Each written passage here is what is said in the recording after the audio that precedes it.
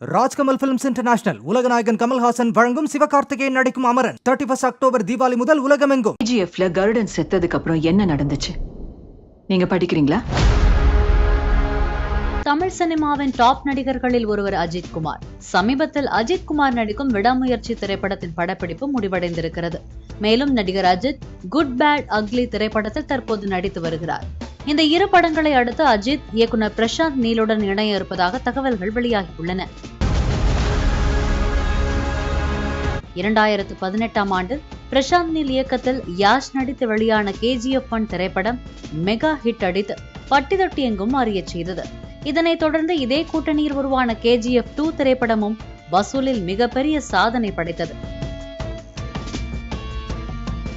இந்நிலையில் நடிகர் அஜித் பிரசாந்த் நீலுடன் 2 படங்களில் நடிக்க இருப்பதாகவும் அதில் ஒன்று புதிய படம் எனவும் மற்றொன்று KGF 3 எனவும் தகவல் வெளியாகியுள்ளது. இதனை அஜித் ரசிகர்கள் சமூக வலைதளங்களில் ட்ரெண்ட் செய்து வருகின்றனர். ராஜ்கமல் பிலிம்ஸ் இன்டர்நேஷனல் உலகநாயகன் கமல்ஹாசன் வழங்கும் சிவகார்த்திகேயன் நடிக்கும் அமரன் 31 அக்டோபர் தீபாவளி முதல் உலகமெங்கும்.